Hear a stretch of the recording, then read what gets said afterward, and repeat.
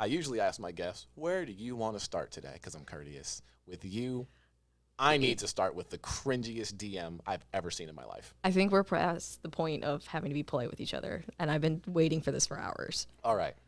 So, Cook, I don't like that I can hear you laughing behind me.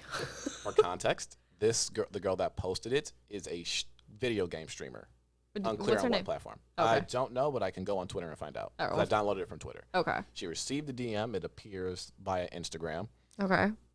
And she posted it, and all the replies were just like me. Visible disgust.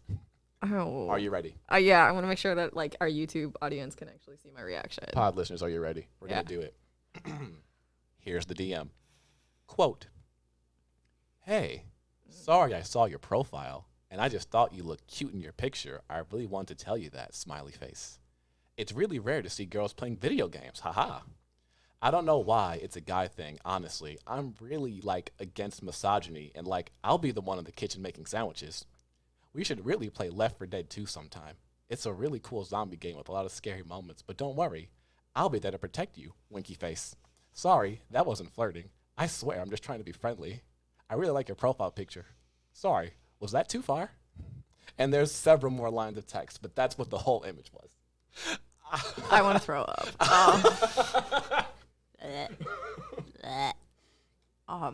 That is real.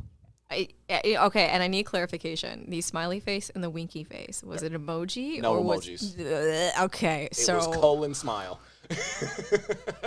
I don't understand, and I don't understand this, and maybe somebody else feels the same way too. That's creepier to me. Like, that's more unsettling that it is spelled out. That's like, I don't understand. There needs to be a counter that says that references the times we mention TikTok or reference at TikTok, but that's the problem. And that's Dudes is horny. Like, at what point do you type that out and you don't have the self-awareness to be like, I don't think this is it. Like, that ain't it, dog. Or even like, what's your level of self-confidence to shoot your shot and like type out that message and read it and be like, yeah, nothing about this sounds creepy or comes off awkward or weird or unsettling.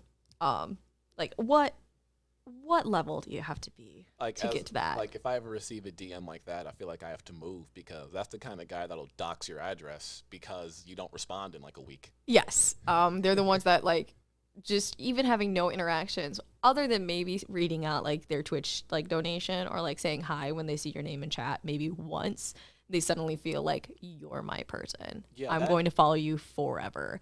And I'm going to find you where you live. You're my person. And like, if they post that they have a significant other who may not be online, they're like, wait, no, you're mine.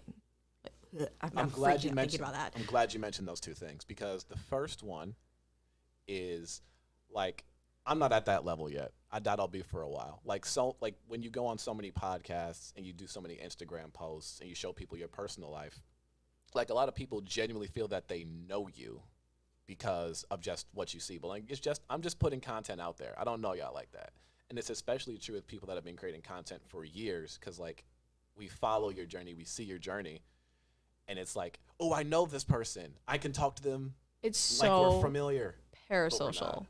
Like, well, that's a good word. Yeah. So I'm a very small time creator. Like, I'm very small on TikTok. Comparative. I have a sizable following, which is great. I'm super happy with my followers. But because I am such a small time, I am able to respond to more DMs and stuff. And I can even say, as a small time creator, I have a few people that I don't mind responding to messages, but there is the inkling in the back of my head of like, you're a little too familiar with me. I don't mind putting myself online for certain things. But there is kind of always like the little bit of fear of like, I don't actually really know you, my guy. Like, my mutuals are my friends. If I'm ever in the same state, I would absolutely love to meet up and meet with them. They're some of the coolest people I know. But some of the people that I randomly respond to online, you don't know me and I don't know you. We'll talk a little bit, but we're not friends. I don't really know you like that, and you don't know me like that. So reaching out in certain ways is just a little, you gotta be on your toes a little bit. It's a little unsettling. I'm too self-aware to reach out to people, to be honest with you. Yeah. I'm too self-aware to record myself doing anything in public. Like, there's like this year, I'm going to do the National Novel Writing Month Challenge. I'm going to commit to writing a book in 30 days. And I want to make a video about it and record myself, you know, being in my room doing it, being in public places doing it.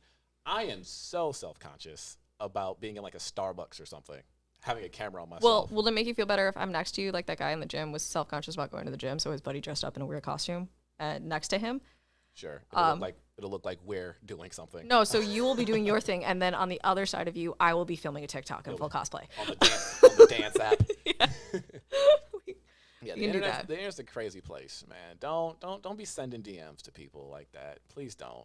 And if you're about to send a DM to a TikTok streamer, a Twitch streamer, or whatever, don't do it. Beat your meat first, because you come across as creepy as could possibly be. It's one thing to just be like, "Hey, I think you're really pretty. I know you online." Women will go, I don't know who this is. No. Or it's a thank you. Yeah, but that's creepy. Like, I'm against misogyny. I make sandwiches too. You said something and then immediately contradicted yourself in less than a second. It's not the vibe, my guy. You got any weird DMs being on Instagram or TikTok? Maybe that haven't made you feel as visibly disgusted, but just been scrolling through Instagram one day and some guy left a comment that just said, "Oh my God, I'm going to turn this off for a little while." Oh, I think I still have it saved, but remember when I posted my very first thirst trap where I was in my normal clothes and then I was the one where I was in the Kakashi shirt? Literally, how could I forget? Yeah, okay. So those comments were the best one. And I remember the first one that I read that I audibly like cringed, but also laughed out loud and screenshotted and immediately sent to you guys. Because I'm like, I have no idea how I want to respond to this. Because here's me, and I don't know if any other female creators or any other creators do this. When I get a DM or a comment that like makes me feel like an odd way, I will check out your profile. I am seeing what type of person you are. I'm seeing who sends this. So it was the comment where someone says, "I will plow you like freshly laid corn." I think that's what it was. I have it saved. I literally still have it screenshotted. That one, out of like the 200 some odd comments I got on that video, was honestly, that was the weirdest DM I've ever got. Honestly, like, I know I shouldn't have laughed at that, but that was just funny. That one's funny to me because, like, it was weirdly creative. Like, so I feel like other cosplayers and other creators will kind of feel the same way. As a female that's been online, I've gotten the completely unsolicited dick pics sent to me. I've gotten that. I have gotten the random, "Hey, baby. Oh, hey, sweetie, you look really pretty." I've gotten those. Those are like standard DMs. But when I get somebody who said, "I will plow you like freshly laid corn," that sticks with you. And that was kind of funny. Like a guy commenting, "You would all those curves and me would out no breaks. Ooh." Don't ever put "ooh" under my picture, sir. Don't ever. Yeah. Like, but it's funny. Don't ever hit me with the, "Oh, you and I should watch Hunter x Hunter together. It gets pretty intense. I'll hold your hand." It's like, yeah. All right, dial it back there, good buddy. For me, actually, I have found the most enjoyable and kind of like weirdly odd ones, and I can't remember what video it's under, but one of my Uraraka TikToks I posted, because I had posted like two kind of thirst traps in like around each other. I remember I did one as a Uraraka like aged up in college. The comments on that were strange because they weren't flirting with me. It was apparent they were not flirting as me as a person, but as Uraraka. Ooh. And that was so strange because it was just I can't really describe how that was. It was just an odd experience. Like, I wasn't the person, but it was like Uraraka, and I was like, I wanted to be like, y'all know she's like an anime character, right? Like she's a manga character. Yeah. And the other one, which was great, and I'll have to look it up what video it was on. I had posted it as like Uraraka was flirting, I think, with like Deku or something, and somebody had posted as, because I'm a multi-shipper, and so somebody had commented as Bakugo, like arguing with me as Uraraka that I am like his girl. And I'm like, this is the weirdest thing ever. And then like somebody else chimed in, and like I had like 3 people arguing with each other in my comments as like the characters. Like, it was like RP in my comment section. And that, oh no. it never got anything gross, but it was just one of those things where I was like, well, that's enough of the internet app for me today. Yeah, and that reminds me of my second point I meant to bring up like 10 minutes ago. But like, there's like an extra layer that isn't there when they see like a 2D girl now being cosplayed by like a real, genuine person, and it's weird because like, it's the same reason, and I don't have science words for this, despite being a science guy. Who cares? Like, it's the same reason that when a lot of girls that are like pretty thirst trappy on the internet, they post that, oh, my husband made me this nice dinner, they'll lose followers. Yeah.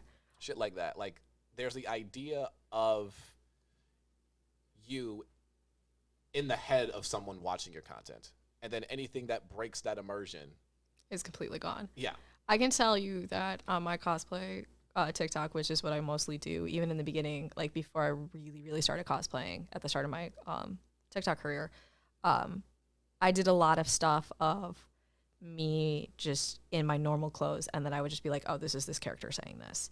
If I did a few things where I was like out of complete makeup and cosplay, those videos actually did worse. Like, people didn't recognize me as the characters and stuff. And some other cosplayers and I were like talking about it, how it's kind of weird. Like, my newest one that I was posting of Captain Puffy, I do not recognize myself as her. Like, I know it's me, but like, it's not me at the same time. I recognize you. So, aw, Doesn't look like the girl in the mirror, but that's definitely you. But speaking of, let's get some happy shit for a second. All right. Congrats on approaching 500,000 likes. Thank you. I didn't. 500,000. Yeah. Half a milli. Yeah. Milli. I'm corny. I never honestly expected it. It's been crazy. And it's weird because like as a creator, I have so many plot lines and stories that I've put out that I'm like, this is the one that's gonna make it. And they're like, nope, did not take off. And what really set off some of my videos I was making was so Sammy Senpai cosplay. Yeah. Shouts out to Sammy Senpai. Yep. On TikTok and Instagram. They actually did a storyline of an AU of Kakagure and My Hero. And I messaged them. I'm like, hey, can I do a version of this? Like, I'll credit you and everything, but I would like to do Uraka. And they're like, yeah, go for it. And I did, and those videos took off. Like, I think I got 180K like views on one video, which I'm so proud of. It's one of my favorites. And then around the same time, it's just funny because you expect like certain videos to go. And then I posted one video of Deku, and somebody's like, where's the part 2 to it? I literally hadn't thought of a storyline at all. I hadn't even filmed with him in like 6 days, because when I film cosplays, I find a bunch of audio, so I'm like, oh, this works. And then I film all of that, and like sometimes I'll have a storyline already planned out. Most of the time I'm like, whatever, here's videos. So this person was like, hey, and like comments were coming in of like, hey, where's part 2? Where's part 2? So literally out of like the 20 saved videos I already had filmed of him, I figured out how to make a storyline for that. Yeah, that's just part of being a creative. You know? Like, you just genuinely never know what's gonna take off and what's gonna flop. Like, sometimes you'll put like a bunch of time and effort, and you know you're getting money when you're making this. You know you're getting your bag when you make this out, and it's just like bombs, no views. You're like, this is fine. This is fine. And then you're just like, oh, well, you know what? I'm kind of fond of this. I'm comfortable enough to post it. And you post it, and it gets amazing reception. And you're like, what is this? I didn't do anything different. Yeah, I did nothing. And like right now, trying to figure out like the algorithm and stuff of like one's good. Like, I'll go to sleep. Most of the time I post before I go to bed because I work the night shift. And then I'll wake up in midday and I'm like, what? And then other times I'm like, okay, that's fine. It's an off day. So, we're gonna keep coming back to TikTok. It's a thing. It's where most of my career's at.